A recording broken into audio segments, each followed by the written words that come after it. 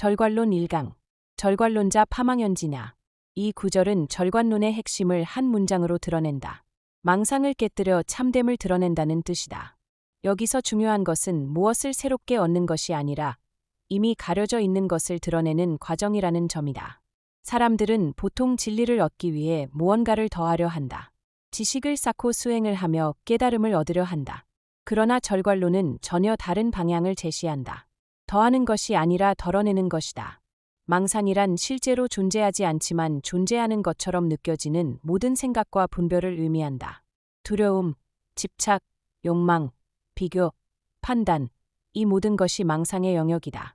이러한 망상은 우리의 삶을 왜곡시키고 본래의 모습을 보지 못하게 만든다.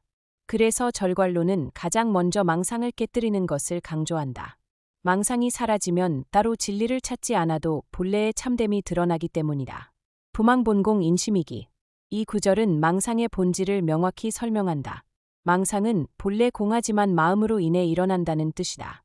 즉, 망상은 처음부터 실체가 있는 것이 아니다. 그런데도 우리는 그것을 너무나 실체처럼 느낀다. 그 이유는 바로 마음 때문이다. 마음이 해석하고 판단하면서 망상이 생겨난다. 예를 들어 어떤 상황에서 상대방이 나를 무시했다고 느낀다면 그것은 사실이 아닐 수도 있다. 단지 내 마음이 그렇게 해석했을 뿐이다. 이처럼 망상은 외부에서 오는 것이 아니라 마음의 작용에서 비롯된다. 이 사실을 이해하는 순간 우리는 문제의 방향을 바깥이 아니라 안으로 돌리게 된다. 심약불기 망하소에. 이 구절은 절관론의 핵심 수행을 담고 있다.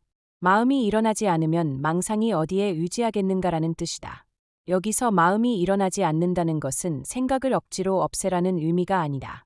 생각은 자연스럽게 일어난다. 중요한 것은 그 생각에 끌려가지 않는 것이다. 생각이 일어나는 순간 그것을 붙잡지 않고 바라볼 수 있다면 그 생각은 힘을 잃는다. 하지만 그 생각을 따라가고 확대시키는 순간 망상이 된다. 따라서 마음이 일어나지 않는 상태란 생각이 없는 상태가 아니라 생각에 지배되지 않는 상태를 말한다. 이 상태에서는 망상이 설 자리를 잃게 된다. 이 과정에서 수행자는 큰 변화를 경험한다. 이전에는 생각과 감정에 끌려다녔다면 이제는 그것들을 바라볼 수 있게 된다. 그 차이는 단순한 차이가 아니라 삶의 방향 자체를 바꾸는 전환이다. 망기부존 진역분립. 이 구절은 절관론의 가장 깊은 단계다.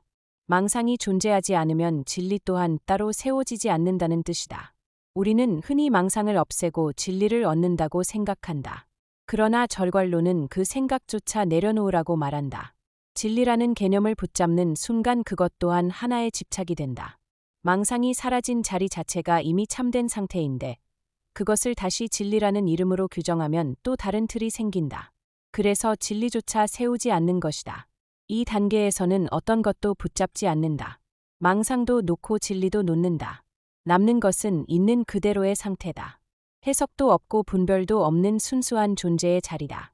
결국 절관론은 복잡한 철학이 아니라 매우 직접적인 가르침이다.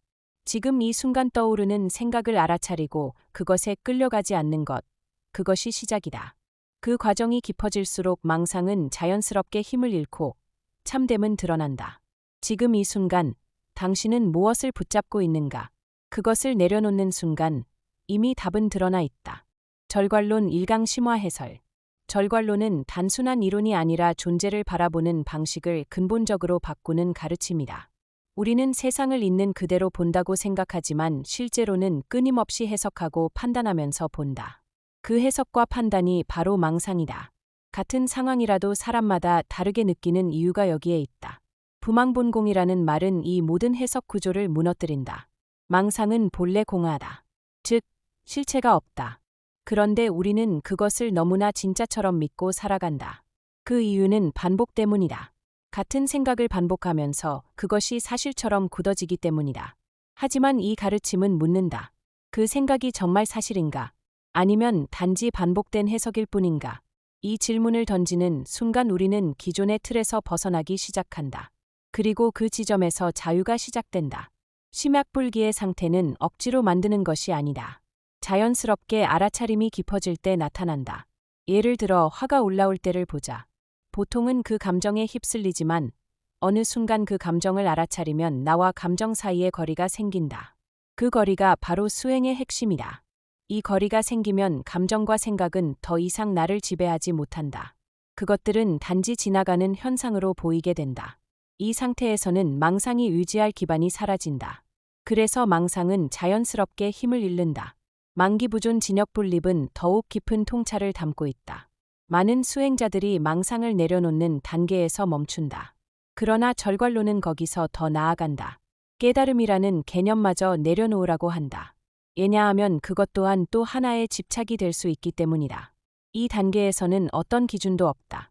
옳고 그름, 좋고 나쁨, 깨달음과 무지라는 구분조차 사라진다. 남는 것은 있는 그대로의 상태다. 아무것도 더하지 않고 아무것도 빼지 않는 순수한 존재다. 이 상태에 가까워질수록 삶은 단순해진다. 복잡한 고민이 줄어들고 불필요한 고통이 사라진다. 왜냐하면 대부분의 고통은 생각이 만들어낸 것이기 때문이다.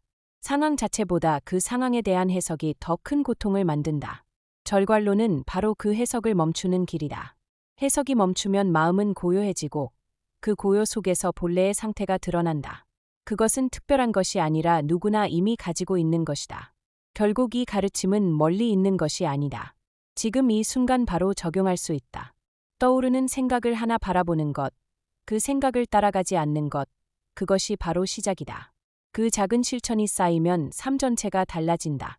지금 이 순간, 당신은 무엇을 붙잡고 있는가? 그것을 내려놓는 순간, 이미 답은 드러나 있다.